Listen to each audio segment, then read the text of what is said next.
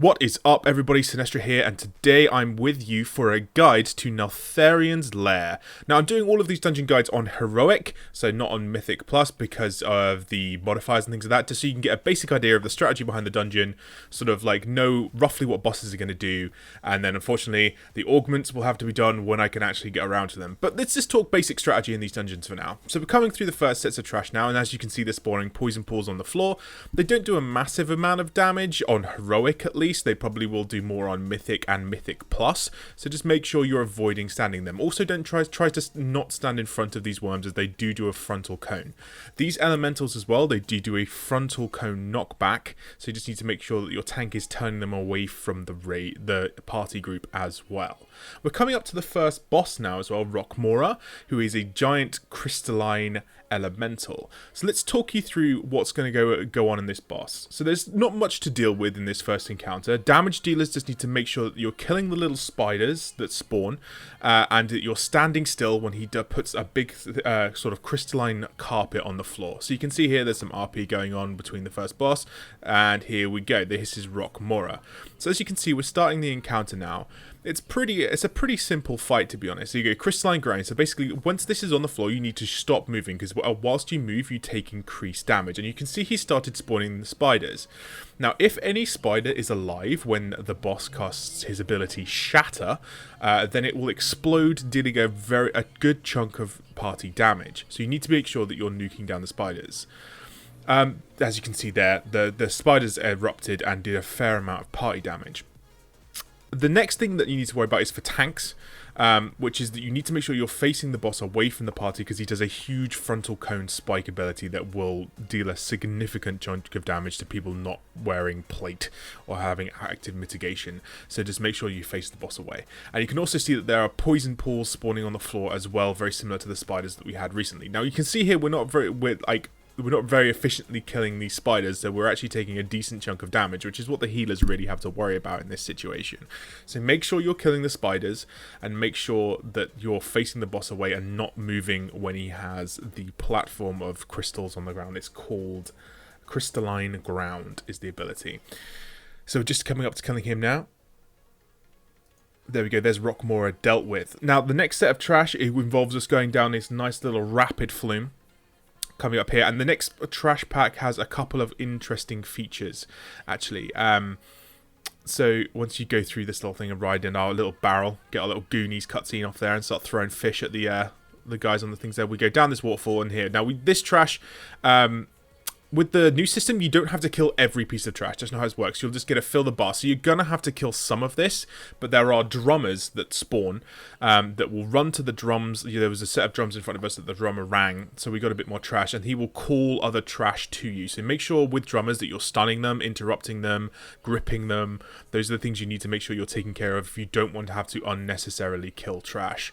Now, if you come up here on the left-hand side, run down here, there is there's a chance of a rare spawn, which is this little bat here, which you can get sometimes. There are rare spawns and treasure chests in dungeons, so just keep an eye on that map. Make sure you're looking for things. This is one of them now that you can do, which has the chance to drop some gear or artifact power or other things, which is what you definitely need. So somebody got some silk from that. That wasn't a massively profitable mob for us this run. But you can see here we're making our way back towards the trash now. There's the drummer. You can see him with the skull on him. He's running towards that drum. We gripped him back and then killed him before he could go and smash on that drum and start calling way more trash in to fight us. Now we're coming up towards the second boss now, whose name is, I'm going to butcher this, Ularogg Crag Shaper.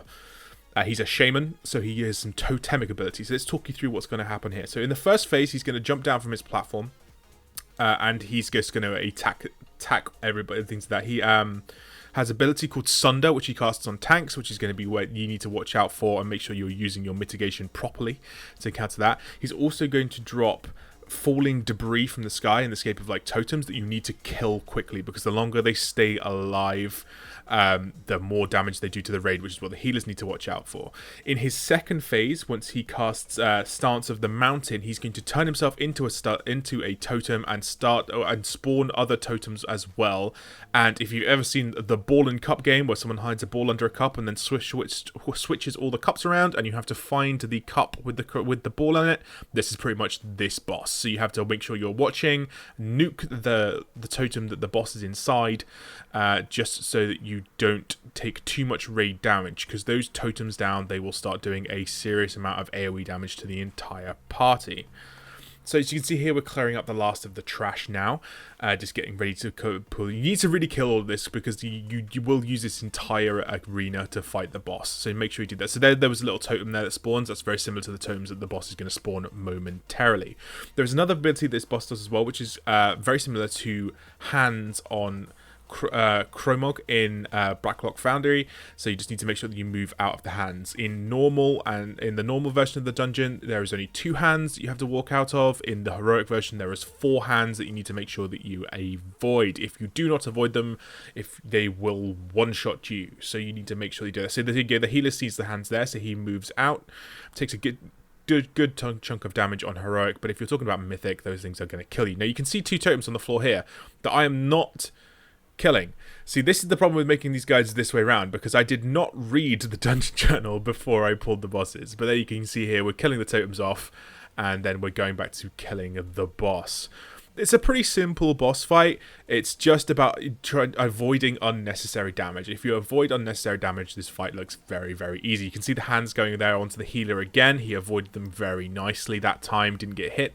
And there's got more totems down here, which I'm now switching to and dotting, so that we are not taking too much unnecessary party damage. Getting this last totem dead. There we go. Right, oh, there we go. Hands are on me now, but I avoided them like that.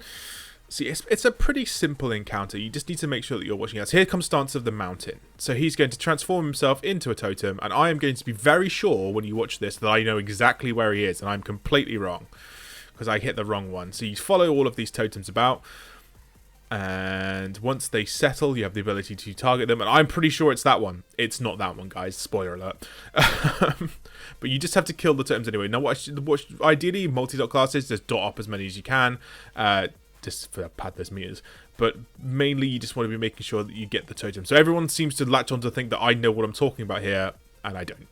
So I was like very sure that I knew where it was, and I was just like, oh crap, it was not that one. And now we can see we're starting. There we go, we found him now. Just again, get into the last phase of execute, kill this boss, and then we can move on to the next set of trash. There isn't a lot of trash in this instance, so you're going to probably find yourself killing most of it on mythic difficulties, because there's not much you can avoid in the first sort of like 3 boss encounters. There is some that you can skip towards the end, so if you go heavy at the beginning and you fill that bar up, there is a little bit you can skip towards the end, which we will show you soon. So we're just coming around here, come around the bend. There's a couple of mobs here. You can avoid them if you head around the left, or you can just kill them like we're doing here. Nothing special about this trash. It's just AoE splash damage as well, so just make sure that you're just not standing in swells on the floor. If you do head straight across there, into that lake to the north, you can see a treasure chest on the minimap that we've already got as our previous party, so we did not go back and get it this attempt. Now on this trash, there is actually a little mechanic. These little grubs that spawn, you can see them at the back when you can see that they'll spawn. They need to be hard stunned or interrupted, because if they allow to get their complete cast off there, they turn into a full version of the worm that has a much larger health pool. So make sure that when you are dealing with these grubs properly, stunning them and killing them. Now we're coming up to Naraxas, this worm boss. Now this worm boss has a couple of interesting abilities and has been changed several times on beta. So how it works now is that he has a AoE breath that puts poison pools on the floor in front of him, and he also has targeted strikes that put pools down on the floor. These pools slow you and deal damage. At random intervals, he'll spawn these ads. You need to kill these ads, because if he eats them, because they run towards him as a sort of sacrifice, if he eats them like he did there, he gets a massive damage buff, which you want to avoid. Now, for DPS, DPS and healers, this fight's pretty simple. Just heal people when they're in the poison pools, avoid the poison pools as DPS, and kill the ads when they spawn. The real mechanic on this fight is for tanks. He is going to, at some point, cast an ability called Spiked Tongue. Now, what Spiked Tongue does is targets the tank and grips him and tries to pull him in and eat him. And if he eats him, it's going to do a significant damage. There we go. You can see the tank there. It got eaten because he was not paying attention. What you need to do as a tank at this point is run as far away from possible as the boss as you see him starting to cast Spiked Tongue. run as far away as possible and try and slow yourself with the poison pools so that you don't get eaten. There is only a certain amount of cast time on the ability, so you just need to make sure that you're not getting eaten and buffing the boss, because you see we lost our demon hunter in this run. But there we go. Once you've killed this guy, you jump down his tunnel and you'll see me make a magical transformation in just a second. Once I was Draenei, now I am a troll. Haha! So once you've looted the boss, there is some serious trash that you can skip here. Also, there is a treasure chest in that pool sometimes, so make sure you keep an eye out for that. But once you've eaten and fooded, I don't know why I ate and food. Oh, it's a different rod, isn't it? So I probably ran out of things like that. So you can skip a good amount of this trash by just running around to the side here. And you actually only need to kill a couple of mobs for this boss encounter. So you can just get away with killing a few.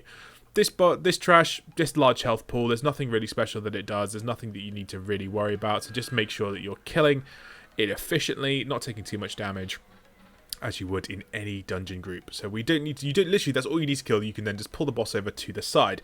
Now this is Dargrul, the Underking. Now if you've done any questing in High Mountain, which you will probably have done to get to this point, you will know who this guy is.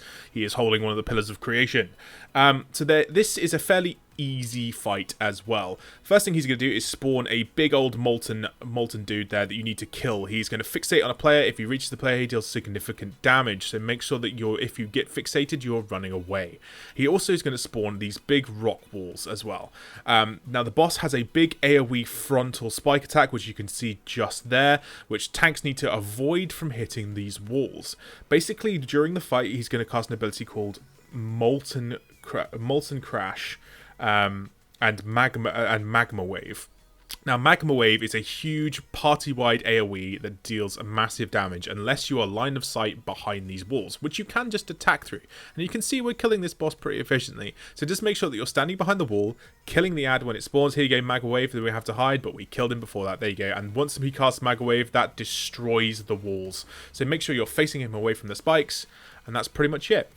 That's Neltharion's Lair, guys. It's really good, and as a Shadow Priest, you're going to be running this a lot because all of our artifact relics drop from this instance. So enjoy that, team.